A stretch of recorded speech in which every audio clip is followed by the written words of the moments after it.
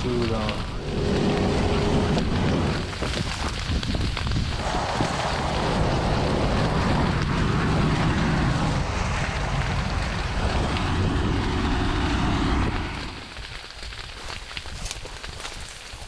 Welcome to the MUCK.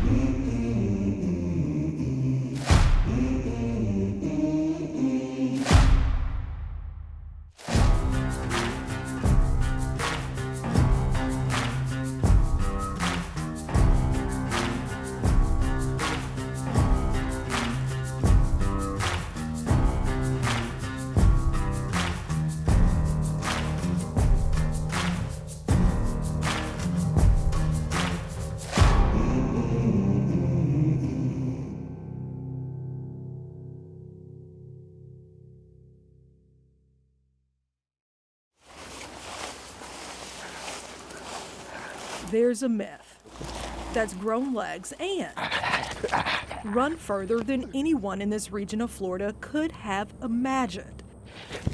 That chasing rabbits during the burn down of the sugarcane fields makes for quicker, faster, and more agile athletes.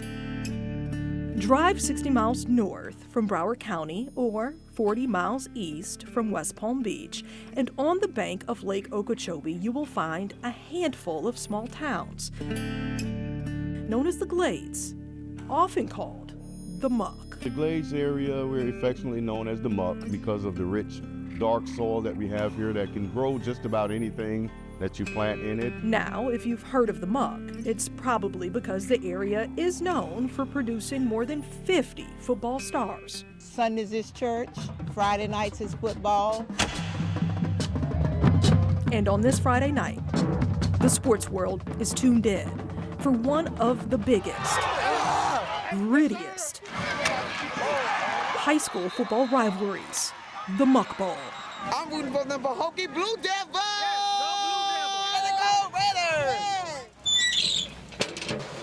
This is our third year doing the MUCK Bowl. This is our table for the food. That's what it is. Okay. We thought we had some time. Tushy click. Tushy click. It's tushy click. There we go.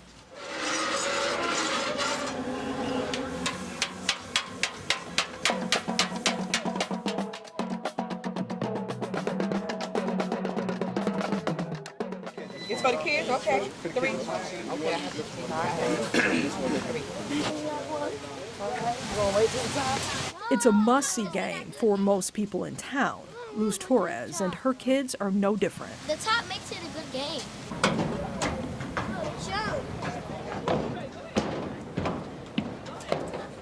It does bring people together. People come out of town, you know, just to come to the MUCK Bowl. And, you know, it's also our homecoming as well, so it's special.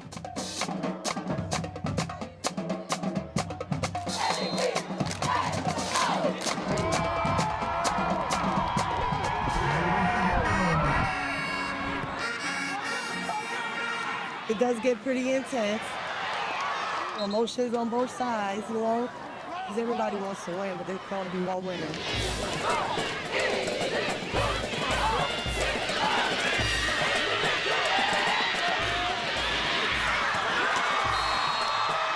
But when the argument of who the best football team in town is settled,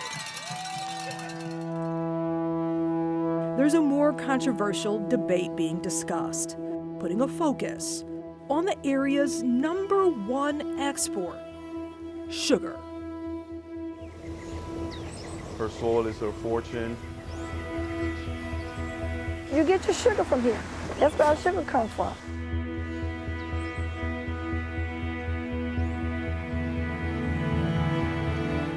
The sugar industry is probably the largest industry that employs people that live here.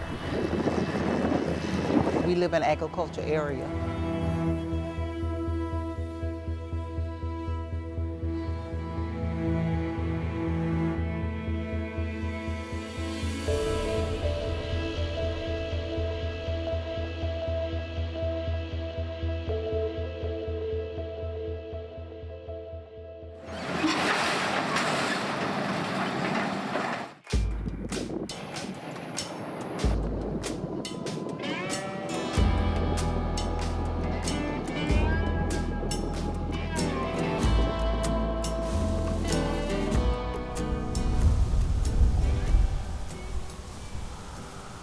When the cane would burn, you would see the smoke, the ash.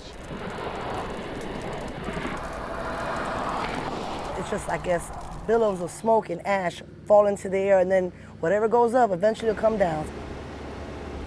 A lot of people call it black snow because it truly is traveling like snow, you know, as the wind carries. And if you are close enough, like you see a lot of it. Even on like on 27, they shut the traffic down because people can't see.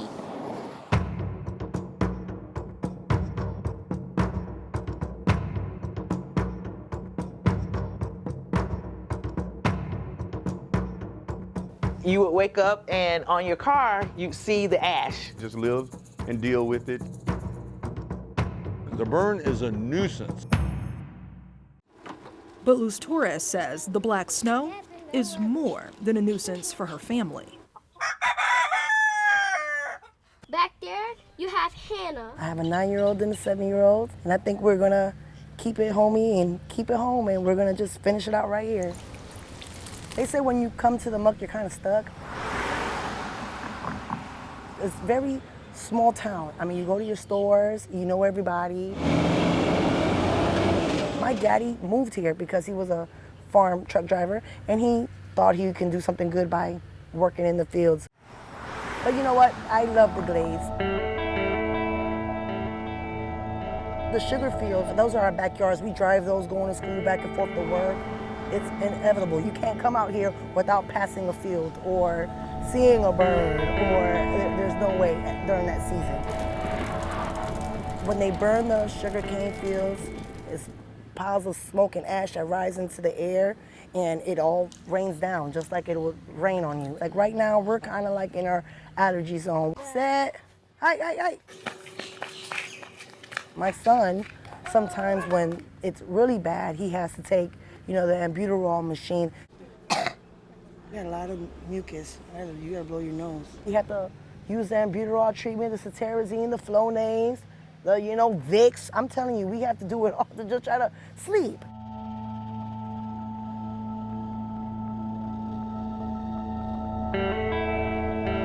It's just highly allergenic.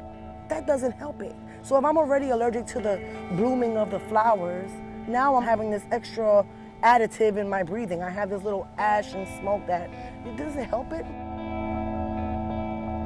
Some people tell us, well, then move. Where I'm gonna go? This is my house. You know, I'm gonna raise my babies right here. No one can sit and tell me that the black snow doesn't affect the way you and I breathe. In terms of what happens with the agricultural burning, is it does produce different kinds of pollutants. Agricultural burns emit a source of pollution called particulate matter, small particles, that when breathed in can get deep into your lungs and bloodstream. The Environmental Protection Agency says particles less than 2.5 micrometers in diameter, known as PM 2.5, pose the greatest risk to your health. It is a very small grain, not visible to the naked eye. It is approximately 40 times smaller than a grain of sand. It gets into the blood vessels, and that's what triggers the tiny particle. Your body knows it doesn't belong, and that's what triggers the entire inflammatory response. Car emissions, smokestacks, unpaved roads, power plants, and fires are all sources of PM. So can you imagine if you're already sick from diabetes, you already have some lung problems, or you just happen to be born genetically with the risk of allergies and asthma, then you get this other irritant, this other outside factor coming on what you're already struggling with. Of course, it's going to be worse. In Florida, more particle pollution comes from fires than any other source. In fact, the state ranks higher than any other state for the amount of particulate matter released in the air from prescribed fires. But a government-run air monitor in Belglade, the largest city in the Glades, labels the air as good and shows the area is in compliance with the federal air quality standards. But residents have long voiced their concerns about how they say the ash and soot from sugarcane burns impacts their lives. Anytime they start to burn sugarcane, my asthma and allergies flare up. Research links particle pollution to health problems such as irregular heartbeat, aggravated asthma, decreased lung function, and increased respiratory symptoms like coughing or difficulty breathing.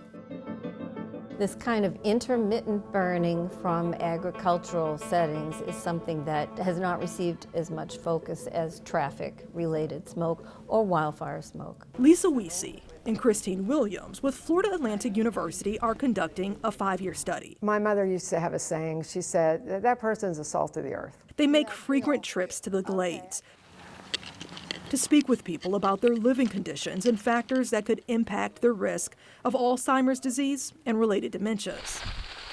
They also want to know if smoke from sugarcane burns plays a part. They do cross the blood-brain barrier and cause neuroinflammation, and that is what sets up the problem of increasing your susceptibility to Alzheimer's disease. Saliva kits and pulmonary function tests. But what I want to do is when we were here last time, there was a couple people who said, oh, just come back. We're here all the time when you want to do your research. So I just wanted to talk with them. I am Dr. Lisa Weesey from the College of Nursing at FAU. I'm over here sometimes on weekends where we're doing the blood pressure checks. Do you ever feel like you have a harder time breathing when they're burning the cane? Nope. No, you do okay? Yeah. Good. Because sometimes people have lived in agricultural areas where there's a lot of cane burning and pesticides and things like that. They don't realize how much it's affected their lungs. So we're checking this to find out if it's a problem for your lungs or not. Can you take a deep breath in with me? And then put this in your mouth and blow. Blow out like you're blowing a balloon. Blow, blow, blow, blow, blow, blow, blow. That's it. Perfect, perfect. We are so happy to be working with residents to find out what their daily routine is like and what they normally do eat, because so much of it is involved with that. And how often are they exposed to black ash falling from the sugarcane burns? Cane fires are short in nature, often lasting less than 30 minutes at a time, making it harder to pinpoint exact health impacts from these short bursts of pollution. If you can see in the distance, you got cane. So when they start to burn the cane, the ash, the dust, all flies. For Calvin Lowe, a deacon living in Pahokee. I got here in 1992. Never had a problem with it until I got here. He says his family struggles with pre-existing conditions like asthma and several allergies that get worse during burn season. The itching of your eyes, the breathing problems, runny noses, the coughing. So it's a lot of different issues you might have.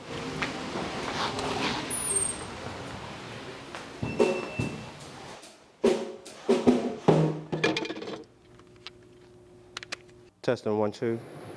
Every day, it's a constant worry of when the wind is going to pick up, when the wind is going to take direction or a different direction, and try to save every nickel you can for those days that, hey, we got a flare up today.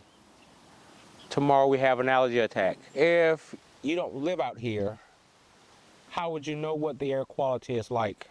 For 2 generations, myself and my children, you don't have children out here to have to go through what my children has been through. Let's move forward into making our community a better place to live and a healthier place to live. And we cannot do that without our leaders and people that are going to stick together in making this a healthier community. The sugar corporations being the biggest and multi-billion-dollar industries around here, it's the biggest industry out here, and I think to personally say that they have more pull than your average guy around here. We heard you were wishing for something to eat. Something sweet. It's already sweetened. We hope you've noticed. Each single puff is candy coated. Sugar. It's sweet. And in most of the things we eat. From cereals to juice and pasta sauce, you name it. And chances are one of the ingredients is sugar. So a lot of people say that sugar is addictive as, for example, taking drugs or doing drugs. On average, Americans eat 17 teaspoons of added sugar a day, roughly 40% more than what's recommended. And the thing is, because we constantly need more of it to get that high or get that dopamine release, which is the feel-good hormone in the body or in the brain. So we constantly crave more and more, and it can be a habit. Our craving for sugar isn't new and comes with a bittersweet past. In the 15th century, sugar consumption started to take off in Western Europe. Soon, demand grew so much that production expanded to the Americas, where sugar plantations used millions of African slaves to harvest the crop. When slavery ended, government subsidies helped to bolster the industry, You bet your booties, Granny. It's sugar sweet and honey-flavored wheat. flooding our shelves with sugary products. And if we did not have sugar cane as a crop, I really don't know what we'd do with this land. Sugar became king in South Florida after 1959 and the Cuban Revolution, when sugar imports from Cuba were halted. The result, more of the Everglades was drained to produce the crop. Today, Florida's sugar industry, known as Big Sugar, has two major players, U.S. Sugar and Florida Crystals, and dozens of smaller farmers known as the Sugarcane Growers Cooperative of Florida. Together, they employ over 19,000 people with an estimated economic impact of over $4.7 billion on the state's economy.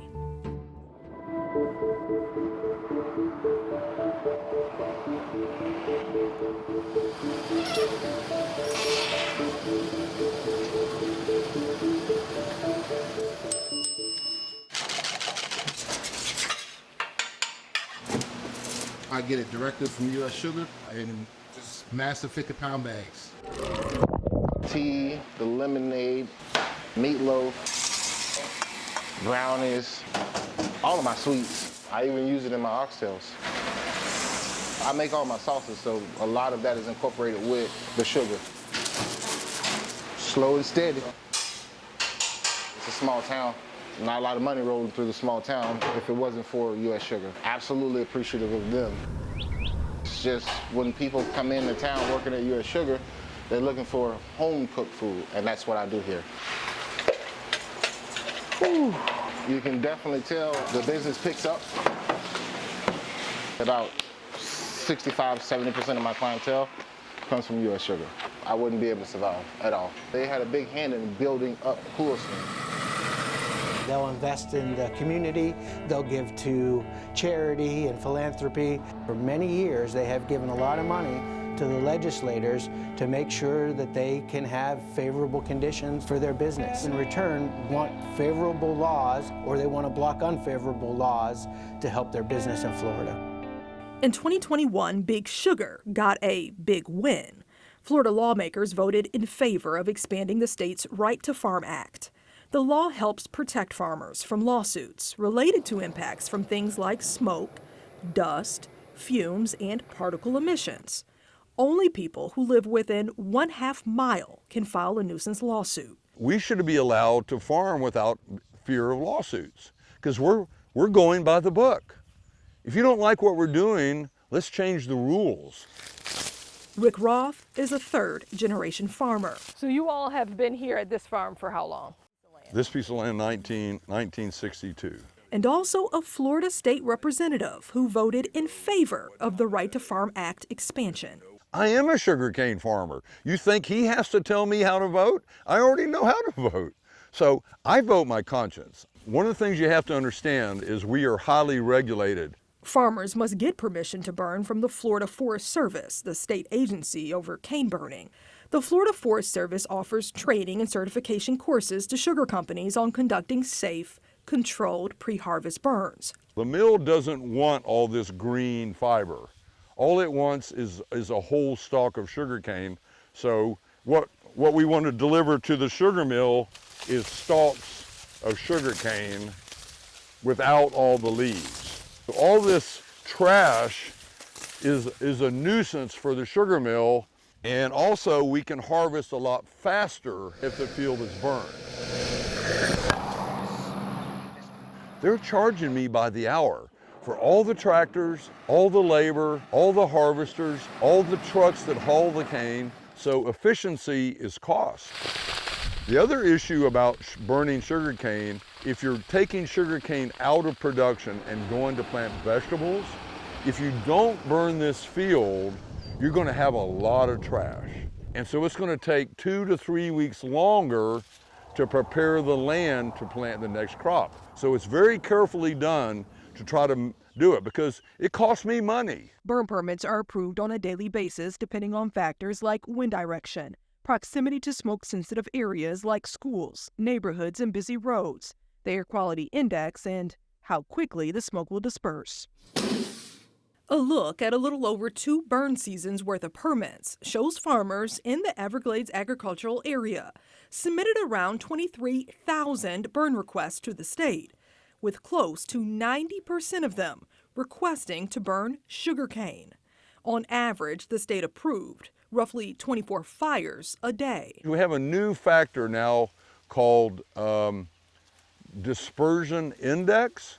So let's say, for example, we're going to burn this field. If those people in that house are worried about smoke, well, then you need to burn so the wind's blowing away from the house. Well, what if there's no wind? Well, then the smoke just lingers. So that's one of the factors that the department uses. When you get up close to town, then you need to be more careful. The burn is a nuisance. It's a headache. It could cause problems. But thank God we have air conditioning. If you're close by, stay in your house. It'll be done in 30 minutes. And it's not like it's a pollutant, it's ash. It was just general statements that it causes harm. Well, where's the harm? If you live in Belglade and you've got severe respiratory problems and it's causing you a problem, I don't know, maybe you need to think of another solution. But the industry is doing everything it can to be compatible with the citizens. Agriculture is what brings money to the Glades. Even with all the money being made by Big Sugar, the cities that dot the Glades remain some of the poorest in the state.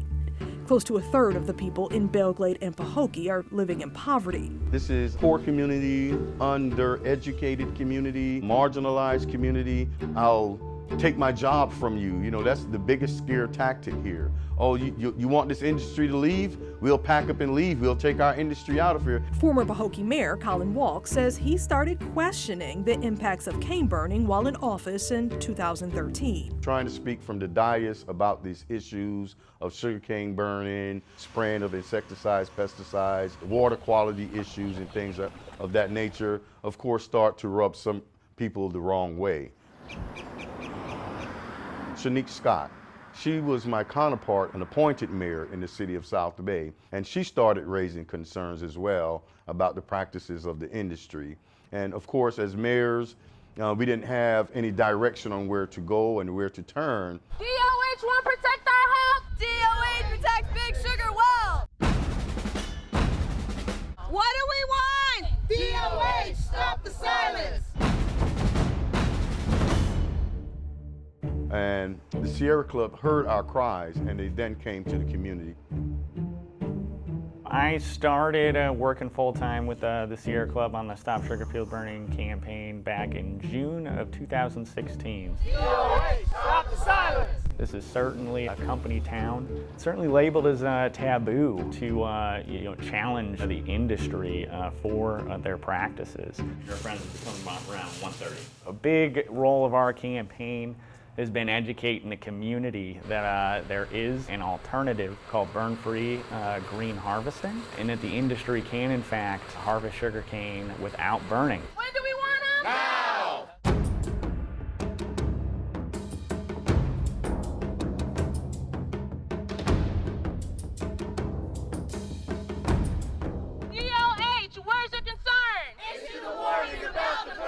We're hoping that this could lead to a resolution that could put the industry on the path towards green harvesting or lead to burn-free buffer zones. Sugar's burned 8 months out of the year. What do we want? Healthy boundaries. When do we want them? Now! And they had you sign up if you were interested to try to get more information by email, so I did. I signed up.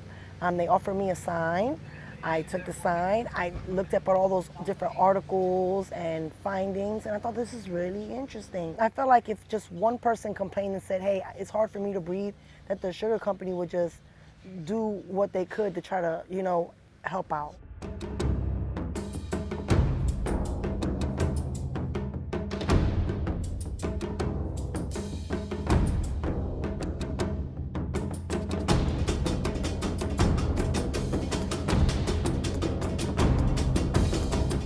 We're here today because we've asked for a meeting with the Department of Health, and we have not got that meeting. The Department of Health has issued many warnings to the Glades whenever there's blue algae in Lake Okeechobee. Why aren't they issuing any warnings when they're burning sugarcane around our homes, churches, and schools?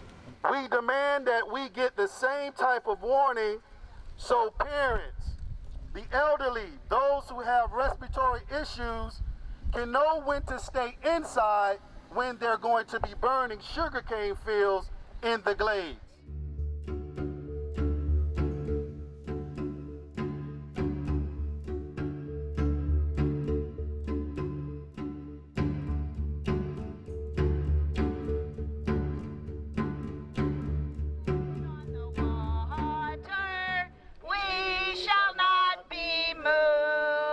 Wildlife that lives in those fields. Ross Benjamin joined the Stop the Burn movement 4 years ago.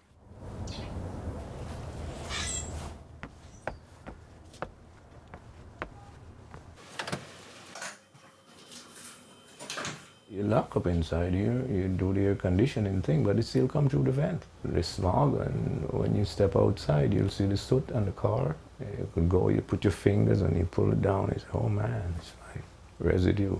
It personally affects my health. I was diagnosed with COPD. Benjamin says after years of smoking marijuana, he was diagnosed with COPD.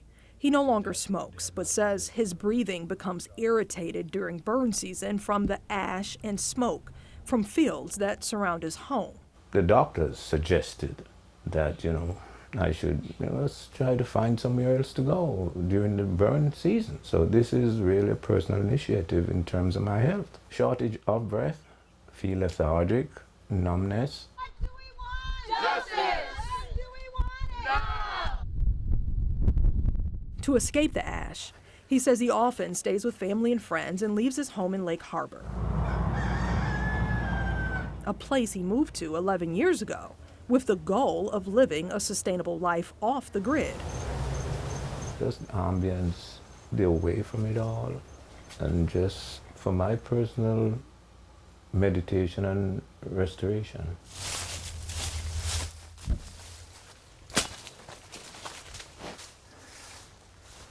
Yeah, this is we call it Ethiopian apple. It's an apple tree right here. It's also like a Tahiti apple.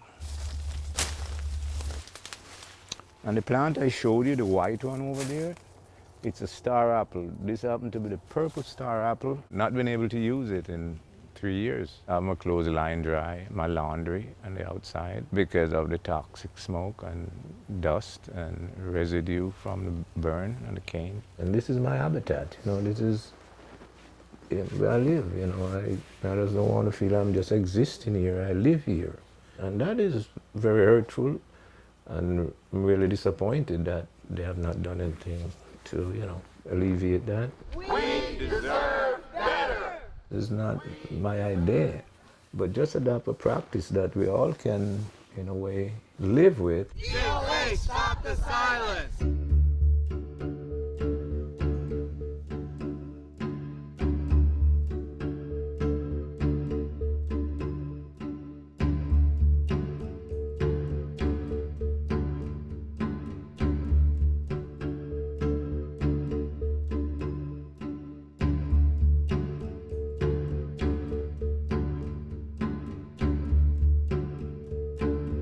that money talks. Those who have higher influence are most of the time able to get what they desire. In 1991, residents from the suburbs east of the Glades in Wellington and Royal Palm Beach complained about the ash and smoke. Of course, they started to ramp up development in the 90s. So people are moving in, homes are being built, pools are being built, and they started experiencing the side effects of sugarcane burning. At the time, the Florida Department of Agriculture cracked down, issuing new restrictions to cut down on the smoke and ash when the wind blows east. A state official said they were trying to eliminate the potential problems for people having to breathe the ash. We've dealt with this all of our lives. Now that they're a new development and they don't want the black ash in their yards and in their community, you know, now they know what to do to ensure that it doesn't happen. Most people living in Belglade, Pahokee, and South Bay in the Glades are Black or Hispanic, with white people making up less than 12%, while the eastern suburbs of Wellington and Royal Palm are between 40 and 60% white. The current criteria allow burning when the winds blow from east to west, but there are more restrictions on burning when the winds are prevailing from west to east. Current regulations from the Florida Forest Service show burning is allowed with any wind direction in the zone that covers the cities of the Glades. Cane burning, though, comes with restrictions in the zones between the Glades and the coast. When the wind is headed east, burning is only allowed if the winds are less than 12 miles per hour and are backing fires, meaning the fire backs into the wind and is slow moving. And in the zone that covers the Palm Beach coastline, there is no cane burning allowed at all when the wind travels in that direction. That means that the current criteria are providing a greater protective effect to communities east of the Glades compared with west of the Glades. When we analyzed a little over 2 years of burn permits and available wind direction data from the state, we found the state denied burns at a higher rate when the wind was headed east toward the Palm Beach coastline versus west toward the Glades. Roughly 20% of burn requests were denied when the wind was headed east, while just around 10% were denied when the wind was headed west. Whether or not there's wind or not, if on those no wind days, when those burning can take place, those adjacent communities are getting significant exposure. So that should let you know if it's pushing towards the coast where more of the money is, they don't burn. It's only in the lower communities that they burn the sugar cane. So we know based on the published literature that patients in racial minority groups and patients with low socioeconomic status are disproportionately exposed to air pollution. That's all across the United States. And that disproportionately then impacts their health. When a Black community is going to face a disproportionate burden of an environmental hazard, we should absolutely be evaluating who's bearing that burden and what policy do we need to put in place and practices to ensure that they aren't disproportionately burdened and that their health is protected. So when we're thinking about environmental justice, that's really a movement concerned with addressing the environmental racism that's been embedded in policy decisions that disproportionately disposes of hazardous waste in Black communities. Abigail Fleming with the University of Miami Environmental Justice Clinic says Florida has known cases of environmental injustice. One case dates back to the 1920s. The end of Old Smoky in a pile of dust is probably a fitting finale to this polluter known for the smoke and ashes it poured forth during its lifetime. Where Old Smoky stood for some 13 years, the city will make a park. So perhaps Old Smoky's legacy will make up for the annoyance it caused throughout the years.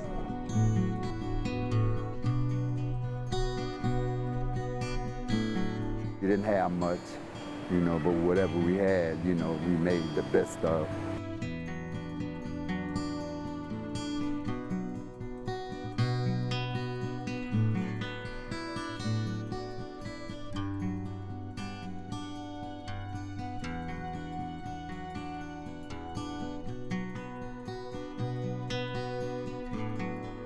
Municipal trash incinerators are, well-known sources of dangerous pollutants. So trash incinerators have both fly ash, which is emitted from the smokestacks, and then also bottom ash, which is generated from the actual incinerator furnace. So the city used this as for all their municipal waste. So some of the toxic chemicals are things like lead, dioxin, arsenic, and all of which are known to be dangerous to human health. Depending on what is burning, different chemical compounds are released into the air, and they might have differing effects on the body.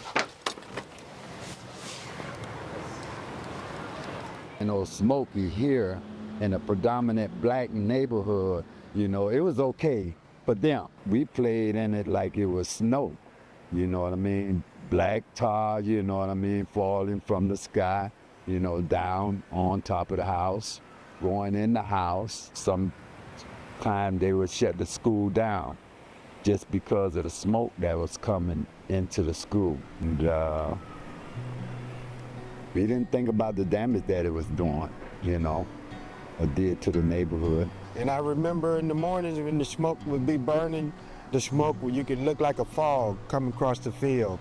Was this a park back then? This was a park. We played basketball out here, and they had a tennis court, and we played on this hill right here too as kids. We used to ride our bikes and skates and stuff down there. And all of that happening in the midst of smoke coming from the building? Because we didn't know. I mean, when you're a kid, you're not thinking about that.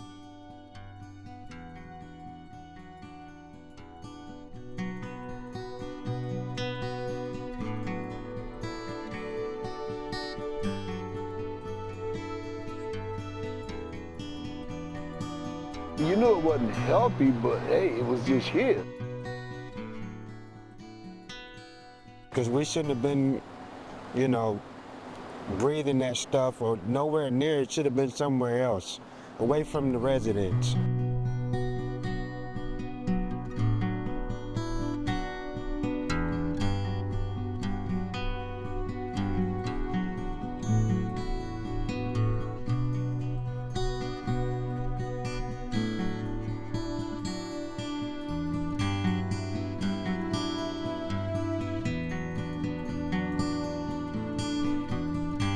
My father used to work over there. I used to have to take him his lunch, and it was just, I felt kind of good, going over there, but I didn't think on the tragic that it had, and that it was leaving, that it brought, and that it had on the neighborhood. But he had to quit because he started getting ill. The goal is to ensure that residents who were exposed to these deadly toxins have access to testing and health care that they desperately need. It's a huge issue because a lot of times when you see a toxic spill, the place that you see it is in an impoverished community. City knows it's wrong now for not coming back and addressing that and making it right, We can put up structures to and rectify and fix everything else. But when it comes to African American communities throughout the United States, right? Governments don't want to be held accountable for that.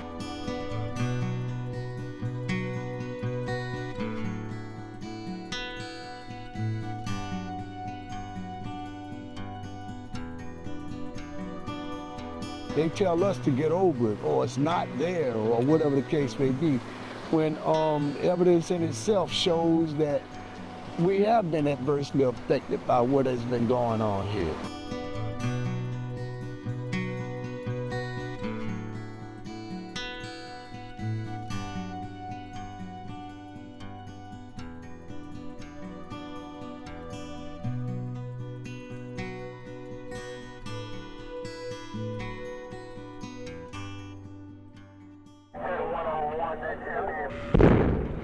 Old Smoky was in operation before the federal government began regulating air pollution.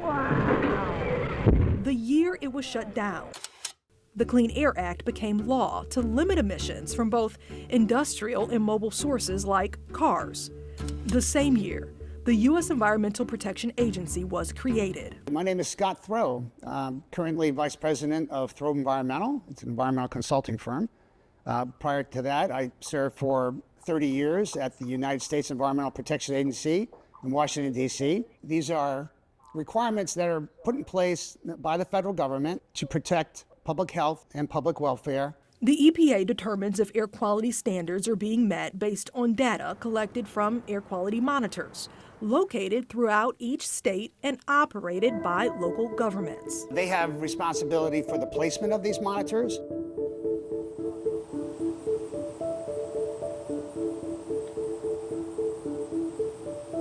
The Broward County Air Monitoring Site in Davie tracks several pollutants, including particulate matter. So this is our continuous monitor. As long as this instrument is running, it's constantly doing its job of just reading PM readings and sending the data through our data logger, and from there we do the rest and sending it to EPA and also updating our residents about what the local readings are. For example, the footprint of the analyzers at this site, I would say, is an accurate representation of the air monitoring or the air quality in Davie. It's accurate within the neighborhood scale. The air samples provide real-time data that can be tracked by the minute. Spikes in the data show an increase in pollutants. The state's Department of Environmental Protection sends this information to the EPA.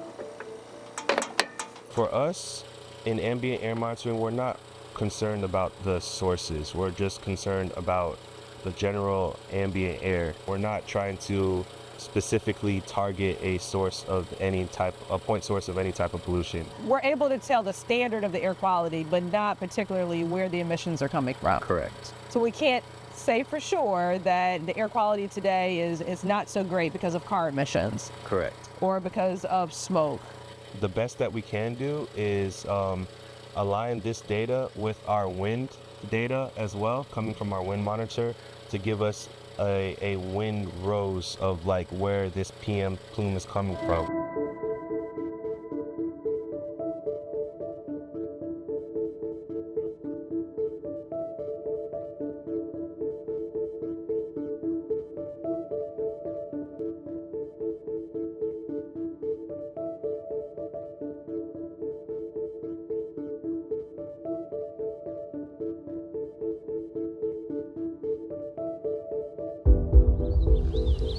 In the sugar-growing region where crops burn daily during harvest season, the AQI shows substantially more good air quality days than moderate or unhealthy days. In 2022, the air in Palm Beach County, the county with the most sugarcane burns, was labeled as good by the AQI 90% of the time. The good air in the Glades is a point U.S. Sugar hammers home in their own report about air quality. The company telling us they rely on public and private air quality monitors to evaluate the air quality every day of the year. And their data shows the Glades farming community has some of the best air quality in the state, equal or better, they say, than along the coast or in urban areas. And for many locals, they say this data confirms what they already know. I came here as a baby and was raised on a farm about 6 miles from here, right in the middle of a cane patch. We live right there, so I could give you firsthand experience about cane burning, because where our house was and where the cane field was, it was just a road between us, and they burnt cane right there. I'm now 77 years old, never had asthma, never had any effects from any cane burning. Never had anybody come and say, Miss Taylor, we shouldn't be burning. No, we've never had that. I've been here 28 years. I've become the senior, longest serving pastor in the history of this congregation. How many of your parishioners do you think work within the industry? I would say more than half have worked in the sugar industry, which is probably 100. Have you ever heard any of them voice concerns about the burns? None that in 28 years, nobody has ever voiced their concerns about the burn. Former Hendry County Commissioner Janet Taylor and Reverend Gary McNeely are well known in the Clewiston community and lead separate organizations that speak out in favor of sugar industry practices. Try our best to make sure that we disseminate correct information so that people who are on the outside can get information from people who are living this every day. not some environmentalist or just somebody who's sitting in the lab or even some politician, but the people who are dealing with this every day. And really, I say it's an attack on the farming industry of this region. I think they consider and look at the Sierra Club and any other environmental thing. They are just usually white elitists from outside our community that wants to come and impose their wishes upon us. Our motto is that if we are not at the table, we're on the menu. So if they had a real concern for us, they would come to us and they would talk about things that are a real issue to us: housing, transportation, education. Even at some point, with the amount of funding and money that they have, they would come and try to contribute something to us to help improve our situations, whatever they might be. They need to go get facts. And the fact is, the data from the government-run monitor in the Glades shows the air is good, and the area is in compliance with the EPA standards. Reports like those from the American Lung Association give Palm Beach County an A grade when it comes to particle pollution. But some experts are questioning the data, how it's collected, and whether the information tells the full story. Data can be good or data can be bad, and how you use it. So they have data that does show that at the time that they collected it, the air quality was good. We will not dispute that. But then when you dig deeper, what time did you collect it? How was the wind blowing? What were the monitors? How many monitors did you use? Were the monitors around where my community lives? Were the monitors near the school when you're burning the air, burning the fields? So if you can show me all of the details, and when you break down the details, when they show you when they monitored, it did not reflect the true picture of the times that the damage is being done. In 2021, the air quality monitor in Belglade was upgraded to show whether the air was in compliance. Across the roughly 400,000 acres of sugar crop, it's the only monitor reporting particle pollution to the EPA in the Glades. The next closest monitor tracking PM is 35 miles away, closer to the coast, outside of the sugar-growing region. I would say it is not sufficient to accurately determine the emissions from burning that those adjacent communities are being exposed to. These are monitors that are put in place generally in areas that are of high population. The Air Quality Monitoring Network has really been established in sort of a piecemeal way over the last few decades. The rural monitoring network is really very sparse. There may be only a handful of monitors covering a really wide region in an area farther away from an urban center. Palm Beach County is one of the few counties with monitors reporting data to the EPA. Other counties in the sugar-growing region, like Hendry and Glades County, don't have one. Across the country, roughly 70% of counties don't have an air quality monitor reporting to the EPA. We do expect that if you did have monitors in more places, you'd pick up more air pollution. They may not necessarily be getting the degree of monitoring that they deserve or that would be necessary to assess air quality effectively in those more rural areas. In the towns on the outskirts of the Glades, in the areas most left unregulated by the EPA's patchwork of monitors, residents say they don't need a monitor to know the pollution exists. Oh yeah, my car's in the garage with the door closed, and it gets cars, boats, outdoor furniture, the house. Right. We had to take a pressure washer and go inside our porch to blast the screens from inside. And even if you wipe it every week, clean it down, it's completely black. You can see black handprints where your hands went. Residents in this boating community in the city of Moorhaven have been complaining to state officials for years about the ash and soot. It's just frustrating. I just cleaned this. I spent hours cleaning this boat just 48 hours ago on Wednesday. It already needs it again. Just from one burn, the ash will all congregate in the corner, and if it's damp back here, it all just sticks. When I complain, they say, we're sorry, we're meeting the Federal Clean Air Act, and, we're following the rules. Because this would not happen if this was heading over Mar-a-Lago, all them multi-million-dollar boats. This would not be happening. The nastiness of it aggravates her, but the health issues scare. And on the other side of the lake, inside of this retirement community in Indiantown, clean air is a basic right of every person who lives here. And the fact that they're being allowed to take that away from us is outrageous. Elaine LaValle, who sits on the board of directors for the community, says nearby burns are a health concern. Because we're older. Lots of people here have health issues and lung issues, and they're impacted by this, and they complain that the smoke will literally come into their windows and coat the insides of their furniture along the windows with that sticky black junk. And there's another lady here that I played golf with, and she's an amazing golfer. She will play golf occasionally, but if there is any smoke whatsoever, she has to immediately get off the golf course because it could really create a very serious problem for her, even with the oxygen. We have a concerted effort to call the forestry department when anyone sees smoke or ash in our community.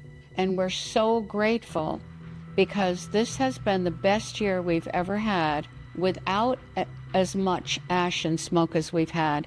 It's a much less amount this year than we have ever had. And I realized how people south of us in Belglade and Pahokee and places like that, their health is being impacted much more negatively than ours is because it's constant there and it's so close to their community. I just still can't get over the fact that the politicians let this happen. The way the EPA measures whether an area is in compliance has come under scrutiny. When it comes to analyzing particle pollution levels, the EPA uses 24-hour and annual averages, a method experts say is more geared to capture consistent sources of pollution like car emissions or pollution from smokestacks. But short-term spikes of pollution like that from sugarcane fires, which last often less than 30 minutes at a time, is harder to track. So that there can be significant spikes over that 24-hour time when there's burning, and then that is going to be diluted out by the periods of time where there's no burning. A look at a week of PM 2.5 readings during burn season from the Belglade Monitor will show frequent spikes in particle pollution during each day. But even with the spikes, our data shows on no day, in roughly a 2-year span, does the daily average ever go above the limits set by the EPA, even on days when more than 1,500 acres were authorized to be burned. Obviously, when you're talking about 440,000 acres of fields being burned, there's no way to capture those emissions effectively. Luz Torres and others are hoping to fill in the gap in air quality monitoring by working with researchers like Cheryl Magzaman. Generally in agricultural areas, there's thought to be less PM 2.5, but unfortunately that's not so here because of the smoke and burning of the sugarcane. Her team of researchers from Colorado State University put 31 commercial-grade air quality monitors on homes in the glades and off the coast. We provide them hourly look. We kind of aggregate that over time so they have good ideas about when smoke is bad at their house, when the air quality is good at their house, but we're also taking a look at these hourly levels to try to understand the ups and downs of PM 2.5 throughout the day. Capturing data hourly to look at when residents are most impacted by spikes in particle pollution. We had the monitor placed right here on the side of the home, and it was connected to this electrical box. And as we speak, snowing. This is what we call the black snow, the ash that falls from the skies. If we didn't participate in it, how would they really get true information from the area and the air quality? I believe the more information we can have is the better we can be informed as people who live out here in the glades. Without the information, people can really just not be too concerned. Smoke, whether that smoke comes from a wildfire, a landscape fire, or an agricultural burn, changes the entire picture of what we try to understand about PM 2.5 and health effects. And a lot of that comes from this idea of trying to understand these small impacts from these small fires. I noticed that our spikes here where I live happen in the evening time. So that made me feel like during the day when they do the majority of the burning, it takes that long for it to impact my area. The ash falls so much, we are just so accustomed to it, it's like we don't even see it, you know? But then when you sit back and say, hey, this is really happening to us, you can just be overwhelmed with the constantness of it. Neither the EPA nor the World Health Organization currently has a standard for PM 2.5 exposures less than an hour, like pollution from cane burns. But researchers say exposure to particle pollution, even in short times, can make pre-existing conditions worse. As far back as 1991, Palm Beach County health officials reported increases in patients going to hospitals in the Glades for asthma and allergy symptoms during burn season. In 2021, the investigative organization ProPublica and the Palm Beach Post newspaper reviewed 8 years of hospital data. They reported a spike in hospital and emergency room visits for respiratory illness rose by 35% for Belglade residents during burn season. At the time, experts who reviewed the data told the paper the analysis cannot speak to the cause of any illnesses, but the data is useful for understanding broad trends between seasons. And the findings suggest a need to examine health trends and the potential link to cane burning more closely. When the two largest sugar growers were asked about the newspaper's findings, at the time, Florida Crystals didn't have a response, while U.S. Sugar questions the reporting, calling it an advocacy expose. At the time, they said the analysis didn't take into consideration individual factors like age, medication and medical history, smoking history, and percentage of the population on Medicaid, which are critical factors when analyzing data. The company also points out burn season runs from October through May, which lines up with two other seasons, pollen and flu season, factors that can impact environmental conditions. R.D. Williams, the CEO of the Hendry Medical Center in Clewiston, says their facility sees little fluctuation in the number of patients seeking care for respiratory illness month to month. There's nothing that I've seen looking at volumes in our primary care clinics and within the emergency department that would lead me to believe that harvest season impacts folks any differently than any other time of the year. He echoes what the sugar industry has already pointed out. Changes in hospital visits during burn season could be attributed to the coinciding flu and allergy seasons. Well, we have some seasonal respiratory illnesses, but primarily they tend to line up with the respiratory disease seasons, the flu season, RSV, and last couple of years with COVID. In a statement, a spokesperson from U.S. Sugar told us, as is often the case, allegations of negative health effects promulgated by anti-farming activists with special interest groups with an agenda are based on unproven, anecdotal assertions, totally lacking in any scientific basis. They go on to say, there is no data that shows a correlation between these conditions and farming practices. But evidence is mounting to suggest otherwise. A search on the National Library of Medicine brings up dozens of studies from across the world that examine the impact sugarcane burning has on the health of people exposed to the smoke, ash, and soot. One study tackled the topic in the sugar-growing region of Florida. So we use satellite data, we use surface monitoring sites, and we used an air pollution model. And while you could criticize any one of those three, all three of them together actually tell a consistent story about the amount of smoke produced by sugarcane fires. And so that's really a strength of our analysis, showing that they all agree. Meet Christopher Holmes. Are you saying that sugarcane fires are killing people? Yes. Holmes is a scientist at Florida State University. This study, published in 2022 by Holmes and his colleagues, says sugarcane burning can lead to an estimated 2.5 deaths annually across South Florida. Worldwide, we know that breathing in fine particles increases your risk of early death, and it's one of the top 5 leading causes of risk factors. We found that over that 10-year period, about 7% of the fine particle mass is coming from sugarcane fires. And we know that fine particles increase your risk of early death.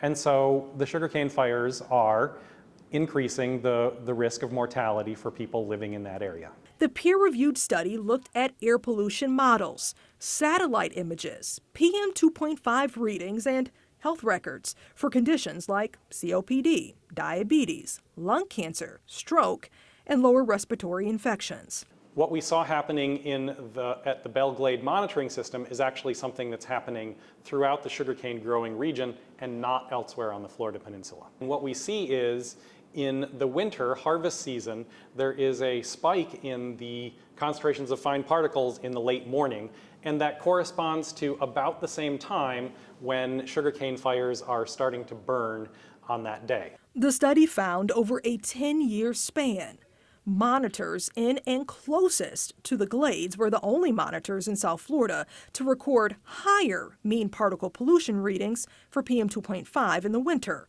which is during burn season. We actually found that the amount of fine particles directly emitted by these fires is very similar to the amount of fine particles emitted by all of the cars driving across the entire state of Florida. Despite this, Holmes says sugarcane fires only account for roughly 7% of the fine particle pollution in the glades. The overwhelming majority, roughly 93%, is coming from other sources. There are a lot of sources of fine particles: vehicles, industrial sources, commercial and residential sources, and wildfires. So sugarcane fires are emitting smoke into this environment that has smoke from and fine particles from all of these sources. U.S. Sugar disputes the study's findings, calling it bias. And scientist Adam Love with Rue Associates, an environmental consulting company, published this critique of the study. He doesn't debate health impacts are linked to PM 2.5 exposure. EPA has done a thorough evaluation of this. I think the science has been fairly well established. But he does question the methods used by Holmes and his colleagues. There wasn't a clear observation of increased PM 2.5 in the data that was available. We identified a number of different areas where all the numbers that they put in were really sort of overestimates, really the high end of what you would think would be a reasonable input to the model. And so it wasn't a surprise that then the model output would give a skewed answer. Last question, are you paid, or did you receive payment in any kind of way from the sugar companies or from anyone within the sugar industry? Yes. Let me start by just saying, though, Rue is not a type of company where we get hired to do to sort of take their position, right? We get hired because they want to know what the truth is. And so in this case, we got hired because the Florida Sugarcane League wanted to know whether or not there was validity to the claims that were put in this article. And we would have told them the truth no matter what the answer was. Holmes stands behind the science of the study. So we're not advocates and we're not activists. Our goal here is to deliver the best scientific data and information to help people in the Glades and South Florida make the best decisions for their communities. So we're not advocating for or against any practice of sugarcane harvesting. It's the type of research other countries started decades ago. The result, places like Brazil took steps to drastically cut down on sugarcane burning.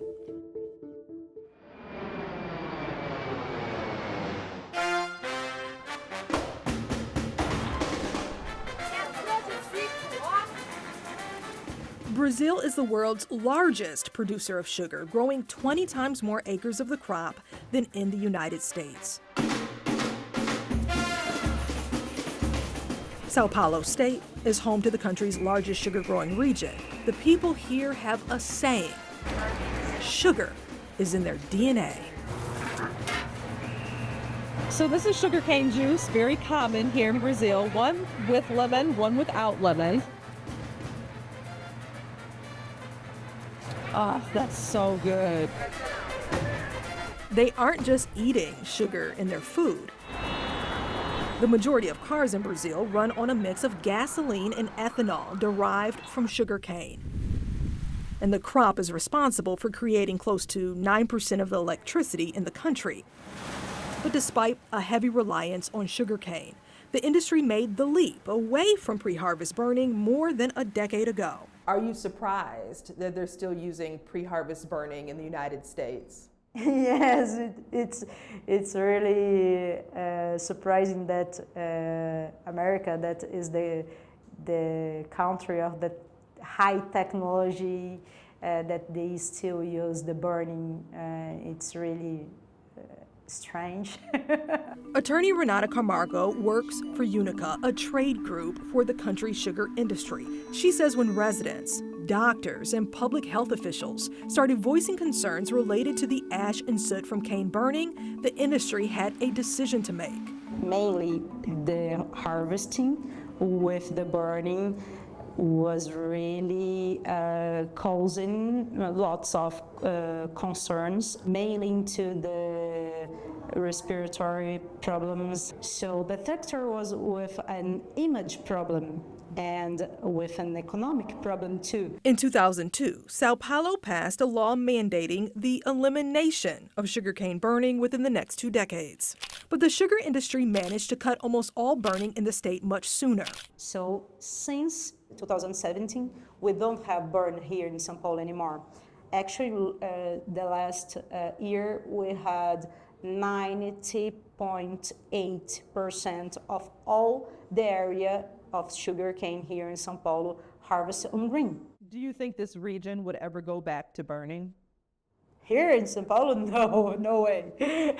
It's the same of burning money, that's the fact. It's the same here in Australia. Because Brazilian sugar farms found out the pros outweighed the cons, and they could save money by halting the practice. We understood in Brazil that keeping this material on the ground, we got better conditions for the cane, so we get better conditions of humidity for the soil, so the soil is staying wet for more time, then the roots of the cane can absorb water, then to grow. What farmers burn away and call leaf trash in the United States, farms like São Manuel are using to fertilize and protect the soil. When farmers burn, they are burning away the straw or leaf trash. Then the harvesting machine can easily cut the cane. When you use mechanical harvesting without burning, the machine cuts the stalk and drops the leafy outside on the ground as an additional covering to help maintain moisture, organic matter, and protect against the erosion of soil. When you don't burn it, you have to change some aspects of the equipment or reduce the speed and all the other parameters, but it will get better environment stuff. Those leaves can also be picked up and taken to the mill to create energy.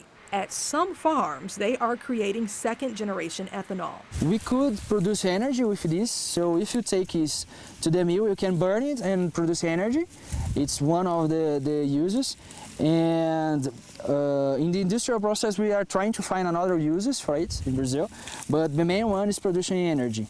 In the areas too mountainous to harvest by machine, there's a small percentage of farms still burning crops.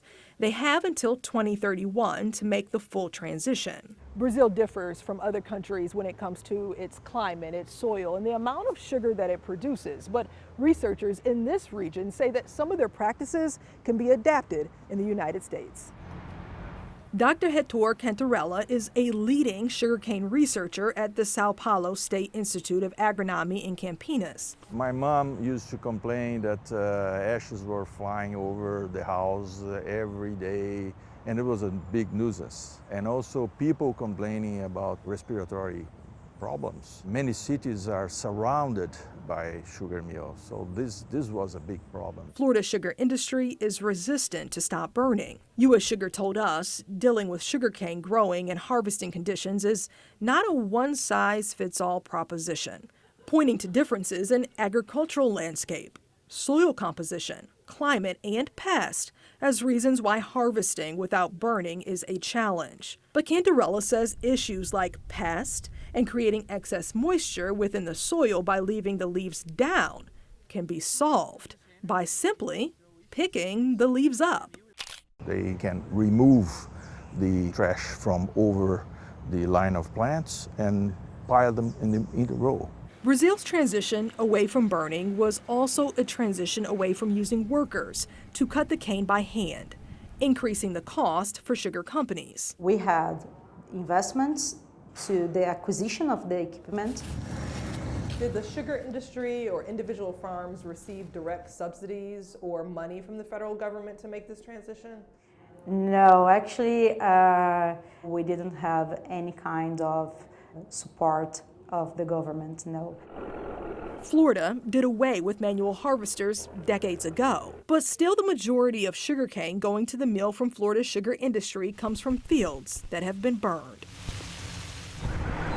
But in Brazil, where sugar is the driving force behind so much, Brazilian farmers say sustainability is key. When we burn leaves, we are wasting 1/3 of the energy that is in the sugarcane plant. In protecting their way of life. And nowadays, we are better than we were 5, 10, 20 years ago.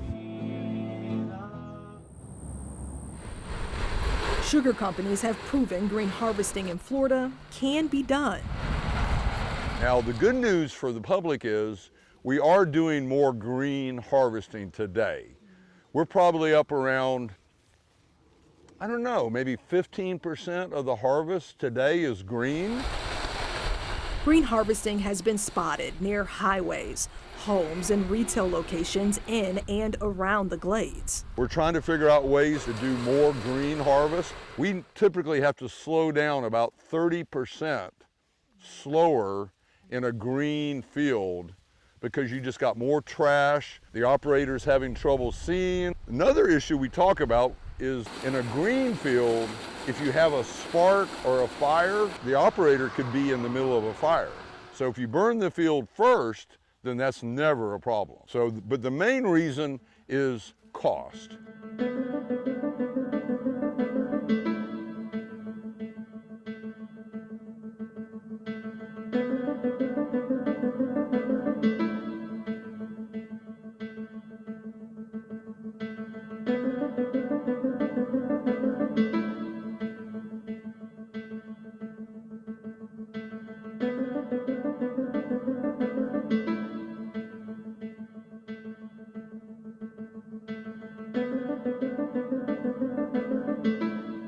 The one we hear the most is, we're radical environmentalists, we're trying to put the industry out of business.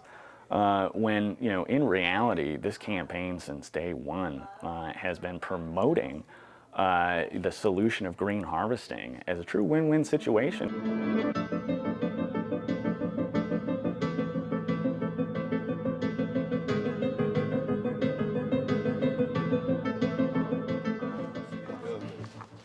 What's going on, Brother Waltz?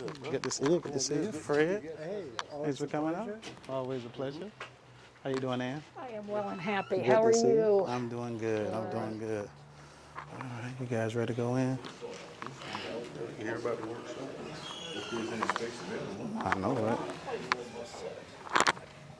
I'll go around that way and sit in that back row. Item number 6, which is the green harvesting win-win for the Glades.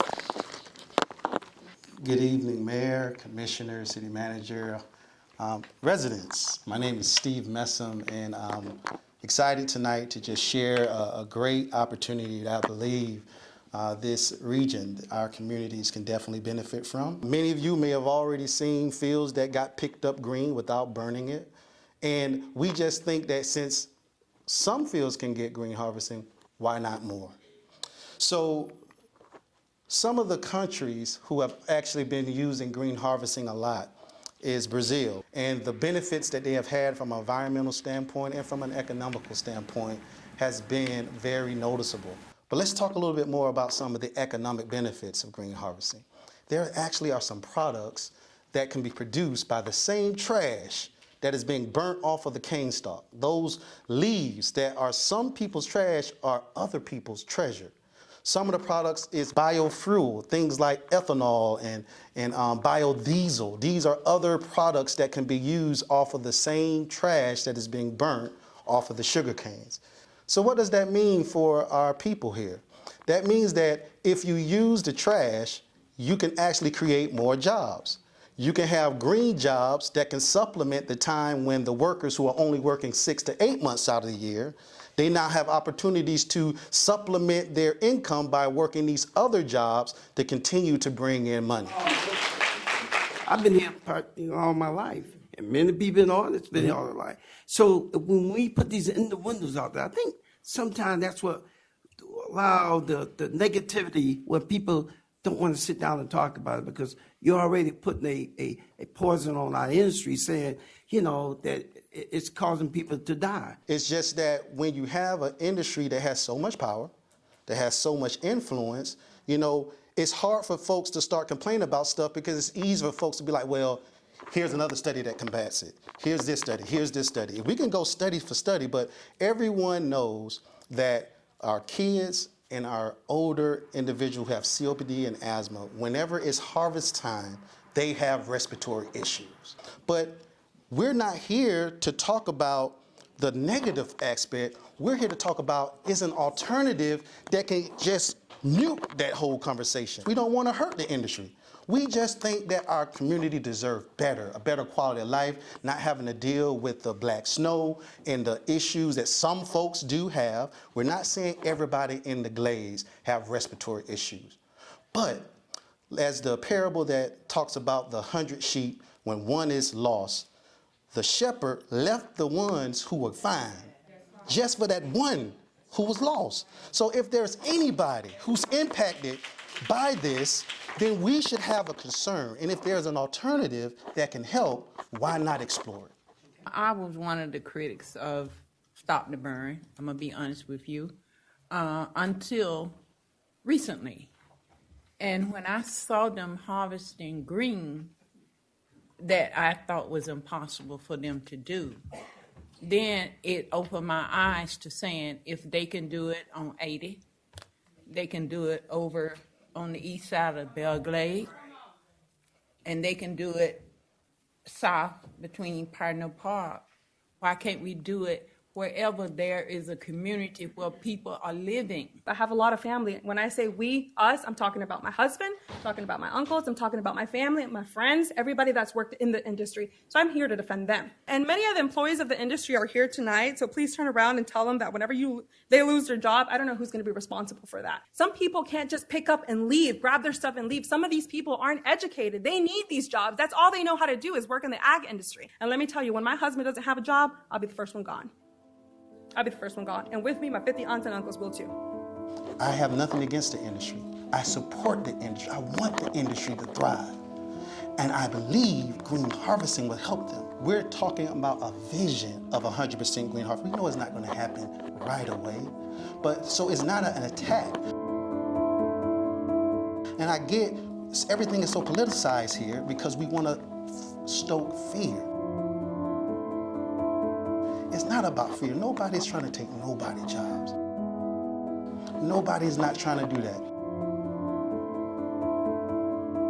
My hope for the future is that every person who says they're from the Glades and loves the Glades would just take the chance, the opportunity to review all this information. And I believe getting better is by green harvesting.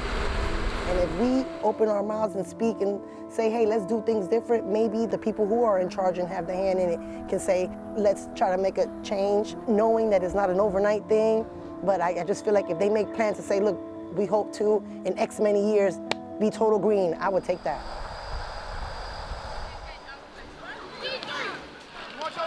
Our practices are in the evening, so what can I do just to continue to monitor his condition and monitor to see if he's showing any more symptoms per usual, and then just keep an eye on that and try to figure out the best combination of our medicines to take so that we can do it all again the next day. So even though we have our little health concerns, with our breathing and things, it just makes me feel happy that, we're doing all that we can do so that Manny can just be a normal kid, be out here running with the rest of them.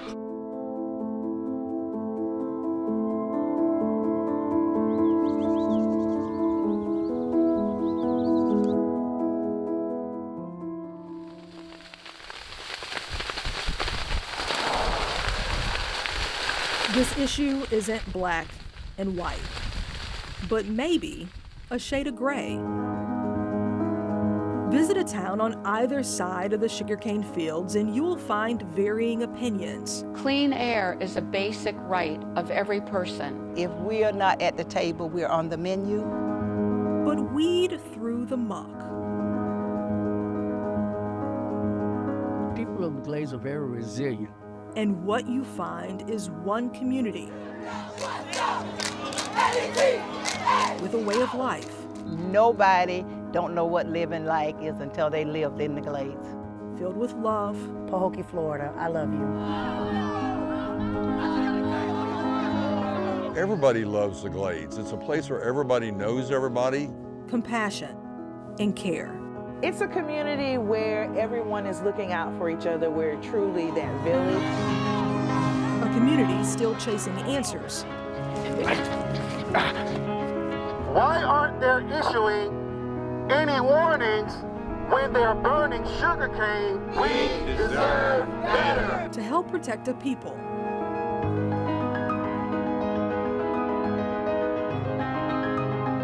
Worth protecting.